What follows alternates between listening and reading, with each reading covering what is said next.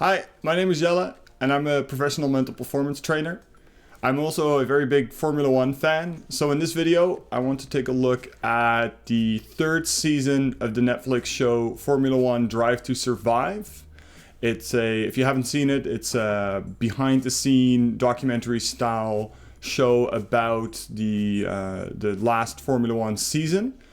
And it's very popular, and there's a lot of drama and stuff like that with the drivers and the teams. And I wanted to use my expertise on mental training and sport psychology to maybe nuance or explain certain things that happen in the show that are either very correct or in some cases a bit over dramatic in my opinion.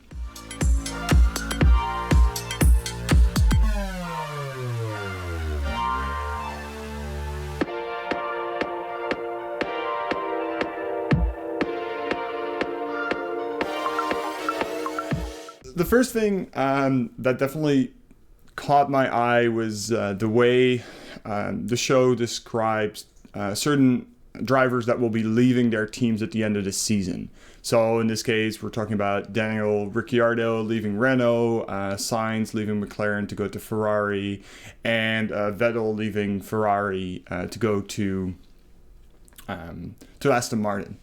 The most interesting one in this regard is when they focus on Daniel Ricciardo and his relationship with Renault, and when it's announced that he will be leaving, one of the comments that is made by the people being interviewed is, it's like your girlfriend breaks up with you and then but she still lives with you for another year. And they talk about how is it going to work, what's the relationship going to be like, how are they still going to be working together. And in that episode, you also see the team boss of Renault, Cyril Abiteboul, who kind of makes a big deal out of it and makes it really emotional. And I was watching that and I'm like, okay, this is very, I guess, exaggerated in terms of how this works. So to me, when I look at that particular situation, it's a question of team cohesion or team dynamics. So team cohesion is, simply put, the imaginary force that keeps a group of people together when working towards a common goal. But more specifically, team cohesion talks a lot about how likely is it that a team is going to persist in the face of adversity while trying to achieve that common goal that they have. What's interesting, though, that team cohesion has a lot of different factors. For instance, performance leads to team cohesion, and team cohesion leads to performance. So when you do well, you feel more like a team, and then because you feel more like a team, you tend to do better. So it's kind of this vicious circle. And but a lot of the research focuses on what happens when the team cohesion isn't where it needs to be, and where does it come from. How can we build it? That kind of stuff.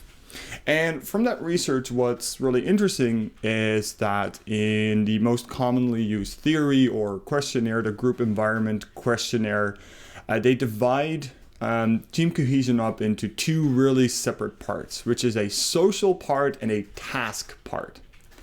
The social part talks about, okay, how likely are you to stick with the people that you're on a team with because you like those people? Because you have any kind of social bond, or you have things that are in common with those people. So basically what that says, the more you like your teammates, the more likely you are to stick with those teammates when things go wrong to try and achieve your goals. But on the other hand, there's also the task part of team cohesion, which just means how in line or how common is the actual goal that the teammates are trying to achieve.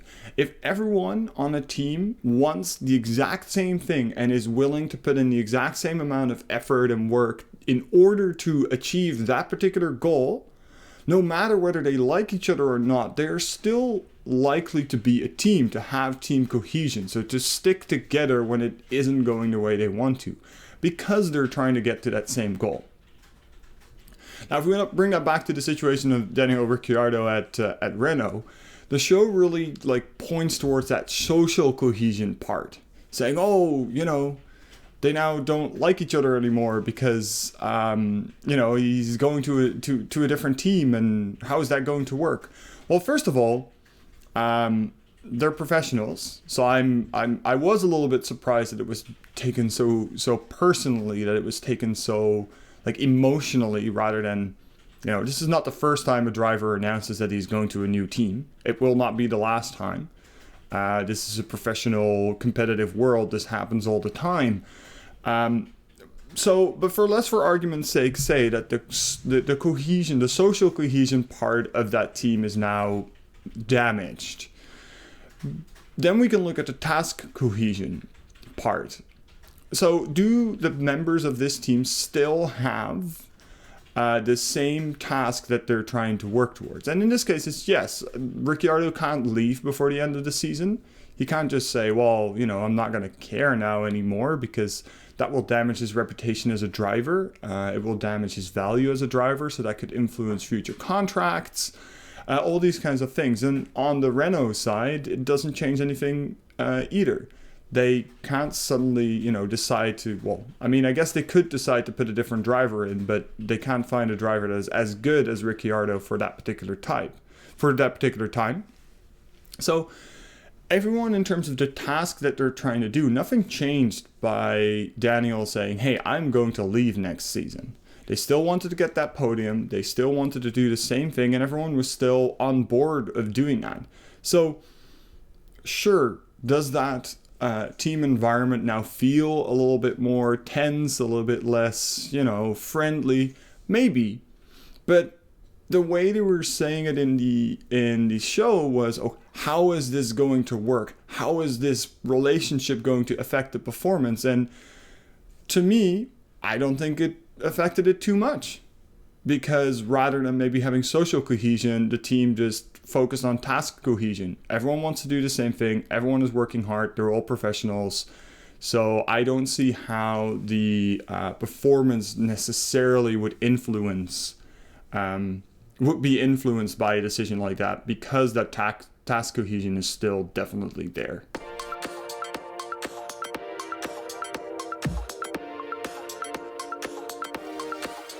So the second big topic that I think is really interesting from a mental performance perspective is the episode, I think it's called Man on Fire, about Romain Grosjean and his crash in Bahrain, where, his car goes up in fire and stuff like that. Now, first of all, if you haven't seen that actual race and you've only seen the Drive to Survive episode, the time between when he crashes and when he gets out of that wreckage is significantly shorter than the series makes you think. When you watch the episode, it almost seems like everyone has gone back to the pit, has gotten out of their car, and is just waiting for minutes and minutes and minutes to hear what happens. In reality, although still extremely scary, and I remember watching it and not breathing, the time between the crash and when he gets out of the car is anywhere between 15 and 20 seconds. So the cars haven't made it round yet. There's nothing. You can see it, and you can see him coming out of the car before any of the stuff that you see in the series actually happens. But that aside, I think it's what's really interesting about this situation is, how do those drivers that have just seen this massive crash and the consequences that it can have? I mean, Grosjean still has blisters on his hand and probably will for the rest of his life. And it has actually changed him to the point where he moved to a different racing class, racing competition. And he's not doing certain races because he thinks they're too dangerous, and his family didn't want to. So it was a big thing. So how do the other athletes, the other drivers, get back in the car after that and perform at their highest level after just, witnessing that? And in the show, it's kind of said like, well, we're crazy people. We just, there's something different about Formula One drivers that makes them, able to do that. And that's a bit unfair. Sure, you could say that taking a risk for your job, for your passion, for your sport is something that some people wouldn't do. But to say that, there's something crazy implies that there's something wrong with these drivers that makes them able to do that. That's not necessarily true.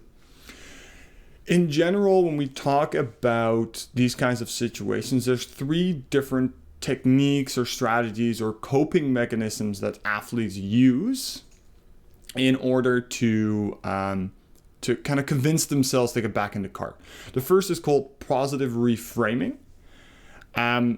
So they will think about, or they will point out positive things that they get from their sport. So in this case, it could be money, it could be fame, it could be personal satisfaction, it could be maybe the thrill, maybe they like that, maybe it's the competition. Whatever it is, those athletes, those drivers are there for a reason, and they use kind of those rewards or the positive points they get from it in order to convince themselves to get back in the car. Now, the second technique or coping mechanism is called instrumental support. And this means that they will go to other people to help them cope with the threat. And I think what the series does really well is show kind of the role of those trainers that you see a lot, and you see that those are kind of like they're the place, their safe place. They can talk to them. They are kind of separate from the team, but they do communicate with the team. And you see them like drive to the track with them, and they have their food and all that kind of stuff with those trainers. So a lot of the drivers will, in those situations, talk to their trainer to help them kind of calm down and talk about the risks and stuff like that. And then the third method or coping mechanism is called coping in control. And coping in control kind of talks about, it's convincing somebody that they are in control of the risk. So even though F1 is risky and everyone knows it's risky and it's dangerous, that's why the show is called Drive to Survive. It's kind of to point out the dangerous aspect. Confidence in control is a mechanism that makes an athlete believe that it's not going to happen to them because of their skill or what they do, of all these kinds of things. So in that moment, they might say, well, some people will say, and you hear this a lot, although statistically, I guess it doesn't make sense. Oh, it just happened, so it won't happen again. Like, what are the chances that it happens twice in one race? Or they'll, like I said, they'll point out to certain skills or things that they have that, would prevent them from being in a situation. You heard a few drivers, I don't think this was on the show, afterwards, after the race, say like, Grosjean could have done something differently. And some people felt a bit badly about that. I just heard confidence in control basically saying, well, he did something that I wouldn't do that caused that. So therefore, I don't run the same risk as he does. So although this is like in this particular episode is very like dramatic, and it was very dramatic, I think we can kind of see how these drivers take this situation and use certain techniques, certain coping mechanisms to stay in control of their emotions and their cognitions, and be able to get back in the car and drive at their level straight away.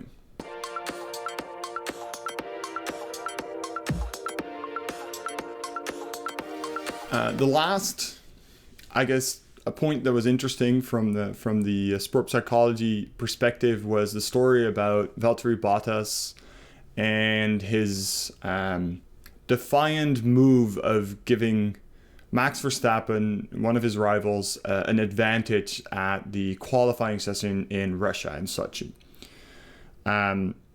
Without going into too many details, if you don't watch a lot of F1, he did something that is legal. It's perfectly fine. He didn't cheat. He didn't do anything, and it gave his rival an advantage. And he did that because it would actually help him and disadvantage his teammate. So by doing that, he put himself in a better position, but put his teammate in a much worse position. And this whole episode is about how it's so hard for Bottas to be in the shadow of the big superstar Lewis Hamilton. And what I found really interesting about it is the narrative is, you know, that I'm going to now race for myself and stuff like that. And then you kind of see the team side of it, and they pretend like that's not what they want. You know, they're like, oh, why is he doing that? But this happens a lot where coaches or managers or team bosses or whatever, they'll give conflicting messages. So, for instance, what they tend to tell their drivers is you need to be a teammate, you need to be a team member, you need to be a team player. Okay, but then at the same time, they also tell them you need to be aggressive, you need to be, you know, drivers are only as good as the places they get, they need to maximize their score and stuff like that. And in this case, I think it's unfair in the way that it was portrayed, that it was just, oh, he did something that he wasn't allowed to. If you've watched that team for years and years and years on end, Lewis Hamilton has done the same kind of things for the, you know, last 5 years that Bottas has been there. And not only that, the team has helped Hamilton do that. So this was kind of brought as like, oh, look, he's going against his own team, where it's actually relatively normal for a driver to do these kinds of things. As I mentioned in the previous part, Formula One in the end is a competition between constructors, between teams, but there's like this sub-competition between drivers. So at the end, you have a driver champion and you have a constructors champion. So what the teams want is just for their team to get the most amount of points. But what the driver wants is for him to get the most amount of points. And those don't always line up, like you saw in this episode. And in that case, the driver is always going to choose themselves. They're always going to choose their interest rather than the team's. And if they don't, then very often it has happened that teams will say, oh, well, this driver is not aggressive enough, is not, you know, assertive enough, that kind of stuff. So I guess my point is, in the episode, it really looked like it was this super rare, defiant thing that Bottas did, and there was, you know, they build up this backstory of like, and now it's, you know, I'm gonna take my chance and all those kinds of things. But in reality, this is actually a fairly normal thing that you'll see a lot of drivers do, and I'm kind of, I was a bit surprised why the reactions we saw were so strong, because there's arguments to be made that it was better for the team too. So yeah, that definitely I felt like wasn't really true in terms of when you think about the interests of a team and an athlete. It wasn't that weird. It was broad, like it was this really unique, strange thing he did, and it really isn't. This happens every week, and it makes a lot of sense that it happens every single race. Those were some things that I picked up on while watching this show. If you feel like I missed anything, or if you don't agree with some of the observations I made, feel free to leave a comment. Also, if you like these videos, subscribe to the channel. I try to make these more often, and I hope to see you in the next video.